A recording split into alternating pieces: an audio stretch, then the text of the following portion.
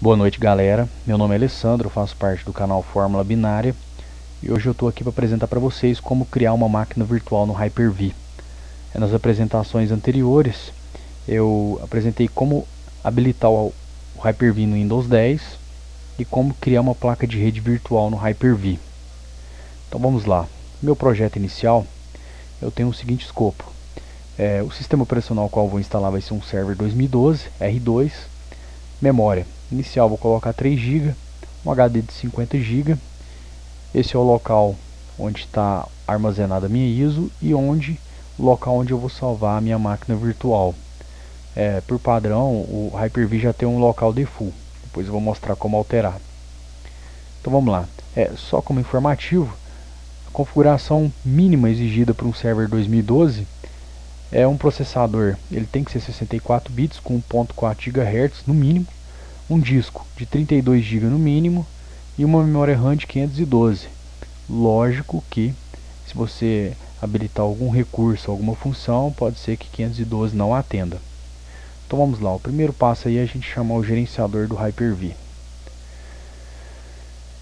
Com o gerenciador em aberto, a gente vai clicar com o botão direito em cima do host, onde está hospedando a máquina virtual. No meu caso ele chama servidor. A gente clica em novo, máquina virtual. No assistente de criação da máquina virtual, é sempre bom você dar uma lida nas informações. Você clica em avançar. A primeira informação a ser solicitada é o nome da minha máquina. Então vou colocar como server 2012. Aqui é o local default, onde o Hyper-V armazena as configurações da sua máquina virtual. Então, como eu disse, eu vou alterar essa opção.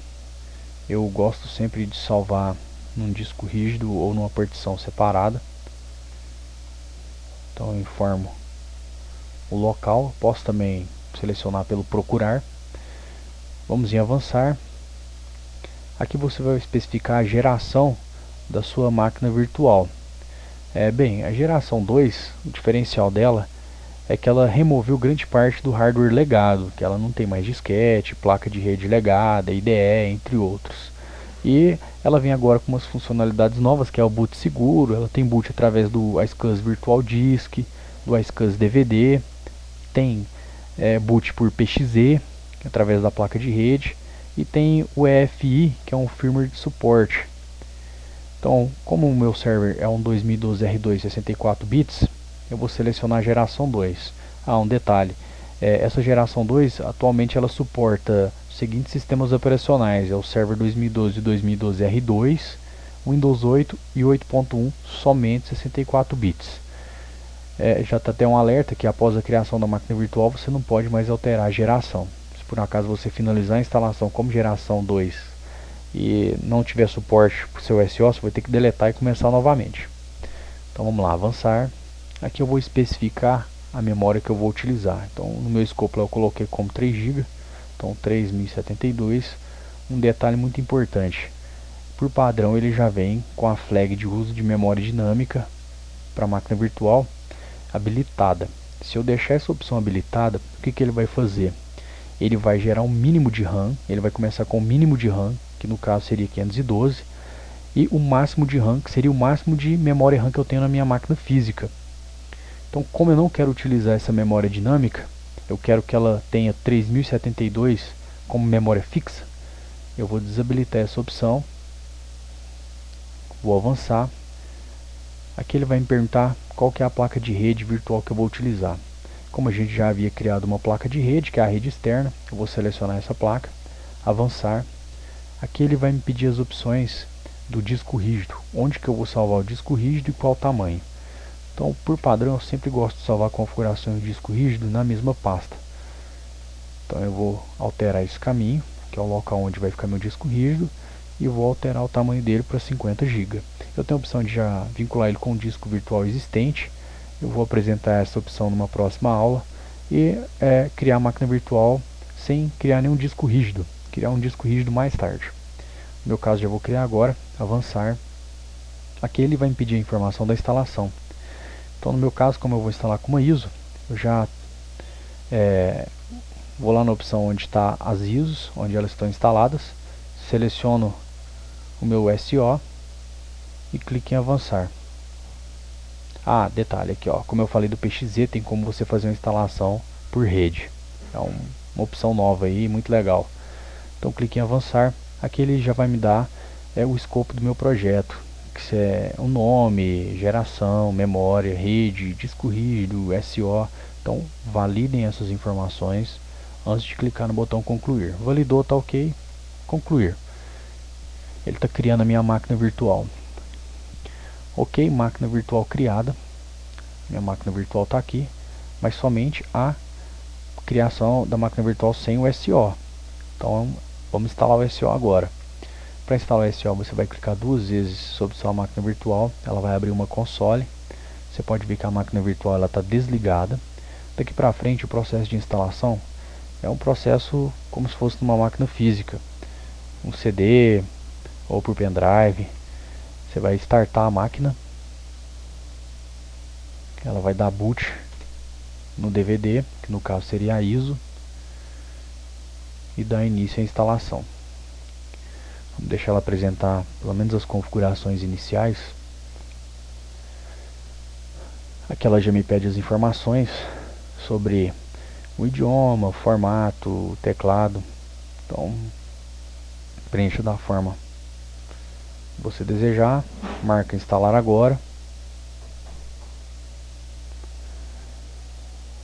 Vou acompanhar essa opção só até o início da instalação.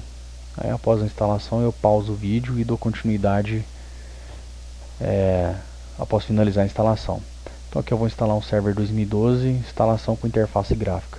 Futuramente eu quero fazer um vídeo com instalação server core. Então selecionei aqui o server 2012 standard com interface gráfica, 64 bits, avançar. Ele vai me dar as opções de licença para me ler, eu vou dar um aceite, avançar. Vou instalar uma opção nova, disco rígido selecionado, vou criar em novo. Aqui eu vou aplicar o tamanho, como é só 50 GB, eu vou aplicar todo esse espaço para o SO, não vou ter partição. Ele já vai gerar várias partições aqui, que é a de recuperação e as partições de sistema. Beleza, selecionou a partição primária, avançar, vai dar início à instalação. Finalizando a instalação, eu retorno com o vídeo. Um abraço.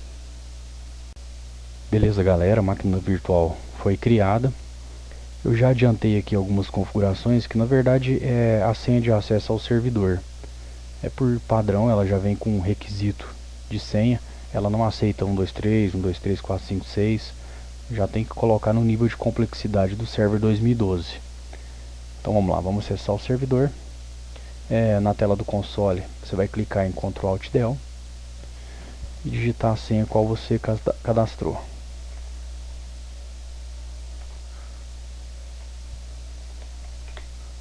Beleza, meu perfil já havia criado. Já abriu a tela do Server Manager, do gerenciador do servidor. Máquina virtual criada aí com sucesso. Quero mostrar aqui para vocês algumas informações importantes.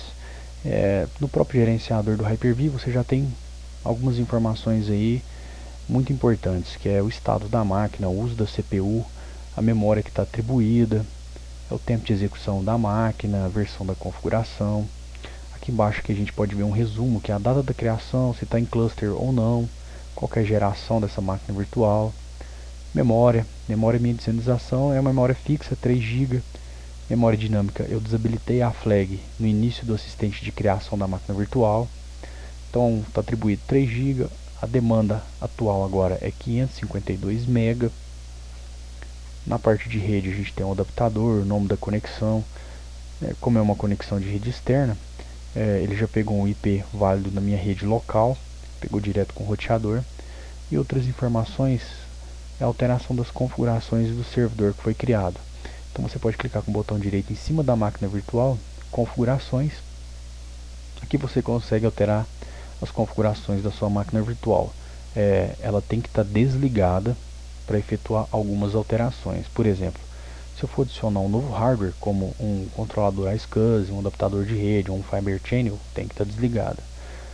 Na parte de firmware, aqui é a inicialização segura, que é aquele recurso novo do geração 2. Então ele verifica se tem algum código não autorizado e tem essa parte de segurança em cima da inicialização. Ele não deixa nenhum código não autorizado subir junto com a máquina, com a inicialização. Fora que você pode mudar a ordem do boot. Então eu posso colocar para bootar primeiro meu disco rígido, ou meu adaptador de rede, ou minha unidade de DVD. Aqui a questão da memória qual eu estava falando. Eu coloquei como memória fixa, mas se você tiver mais de uma máquina virtual e quiser distribuir a sua memória RAM de uma maneira mais eficaz, você pode habilitar a parte de memória dinâmica, que é o seguinte: eu vou determinar um mínimo de memória para essa máquina. Meu servidor ela exige 1024 de memória para iniciar, mas em horário de pico ela utiliza 4 GB. Então você seta aqui memória mínima 1024, memória máxima, aí você põe os seus 4 GB. Aqui é o buffer de memória. Aqui é a parte de importância de memória. Se você tiver mais máquinas virtuais, você pode definir a prioridade de memória. No caso de alguma máquina com a prioridade mais alta, ela vai ter mais memória disponível para ela. Processador. Você também pode alterar o número de processadores virtuais de acordo com o seu host físico, o que tiver disponível. Seu disco rígido. Mais para frente eu vou fazer um vídeo falando sobre como editar o disco rígido, aumentar e diminuir tamanho. Aqui é o local onde ele está armazenado. Unidade de DVD. Eu já marquei como nenhuma, mas ele vem marcado com arquivo de imagem, que é o que eu coloquei no início, né? É a minha ISO de instalação. Então eu desabilitei. Adaptador de rede. Aqui é onde informa qual que é a minha rede. Se eu tivesse outras redes virtuais criadas, eu posso alterar por aqui. Aqui é o nome do meu servidor, eu posso alterar. Aqui é o serviço de integração.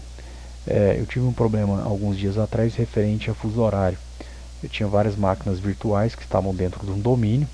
Meu controlador de domínio era físico e o host físico, onde estavam as máquinas virtuais, não estava no domínio. Quando eu ia fazer a atualização, quando elas iam atualizar o horário com o controlador de domínio, elas estavam pegando o horário do host físico. Por quê? Porque tem a opção de integração habilitada por default. Então, se você tiver um host físico com várias máquinas virtuais dentro de um domínio, desabilita essa opção. Se seu host físico estiver fora do domínio, desabilita essa opção. Isso aqui vai ser dor de cabeça. Pontos de verificação, é o local de arquivo de paginação. Aqui a ação de início automático. Por exemplo, quando o seu computador físico for iniciado, você determina que suas máquinas virtuais vão iniciar automaticamente. Ou ela sempre vai iniciar a máquina virtual. Ou você pode pôr um atraso na inicialização das máquinas para não iniciar todas ao mesmo tempo. Ação de parada. Se você for parar sua máquina virtual ou for desligar o seu host físico, o que sua máquina virtual vai fazer? Ela vai salvar o estado da minha máquina. Essa já vem por default e é uma das melhores opções. Quando ela voltar, ela já vai voltar com o seu estado que foi salvo. Beleza, galera? Essas são as configurações básicas aí do Hyper-V. Logo eu vou apresentar novas configurações. É isso aí, espero ter ajudado a galera aí na criação de máquinas virtuais. Dúvidas, comentários, sugestões aí, deixem aí no canal. É isso aí, um abraço a todos, uma boa noite.